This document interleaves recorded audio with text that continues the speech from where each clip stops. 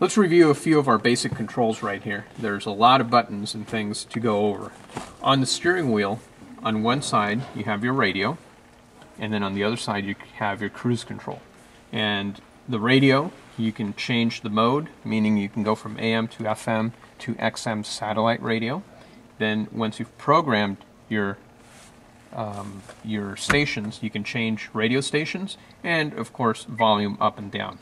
On the other side is the cruise. The cruise basically engages right there, and then you control if you want to set it or reset it or cancel it from here, or by pressing the cruise button again.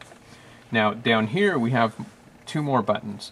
On the right side we have the multiple information display button with the big I, and what this does is that it will toggle through different features on the vehicle. So once you get to the feature that you're interested in, for example tire pressure, you can hit the select button right above that and it will tell you exactly where your tire pressure is at right now. To get out of there, you just keep toggling through to the different information.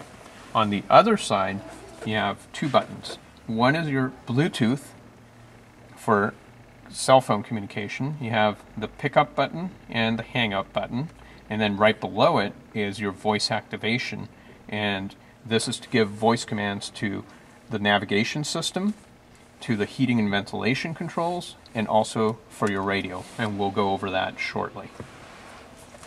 In the center console here, I have two buttons, one on each side right here. This is for your heaters on the seats. They are independently heated from one another. Then in the center console right here, I have this area is heating and ventilation. To turn it on, I just hit the auto. Then I have my fan speed. My mode is where do I want the air circulated to.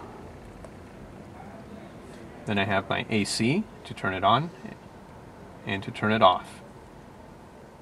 I have my recirculated air. The dual, if I want to have different temperatures, left to right for instance, or even to the third row, because it is a triple zone climate control, I can have different temperatures all the way around. And then of course I have my front defrost with my rear defrost and side view mirrors defrost right here. Right below this I have the radio, and the radio is turned on right there. Volume, let me get to an FM station here.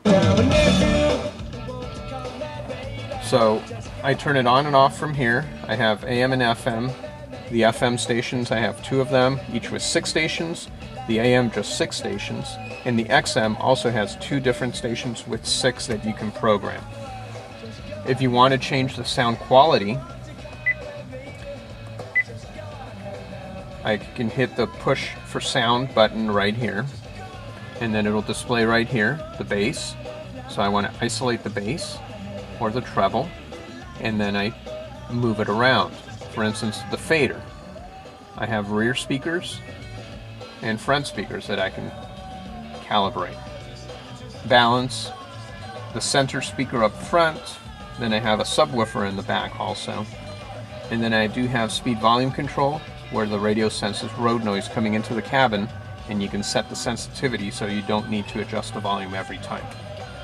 You do have Dolby in the sound system that you can also control from here. Now, because I do have a navigation equipped car here, I can also hit the audio button right here and control everything up there. And the way I control it is using this center button. So let's say I wanted to go to a different radio station. I would get to it and then isolate it, and now I've changed stations.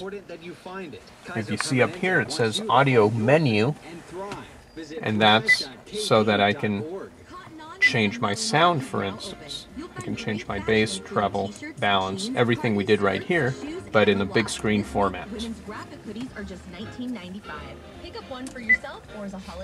On the audio menu also, I can do the scanning, automatic select, tuning. Everything is available right here. And that's because I do have navigation. Otherwise, your display will just be right here for the radio. I do have an HDD button, and what that means is that this car has a hard drive disk. we no longer use multiple CD players because we can actually record our CDs as we play them. And I believe we have a capacity of 18 CDs that can be recorded into the vehicle.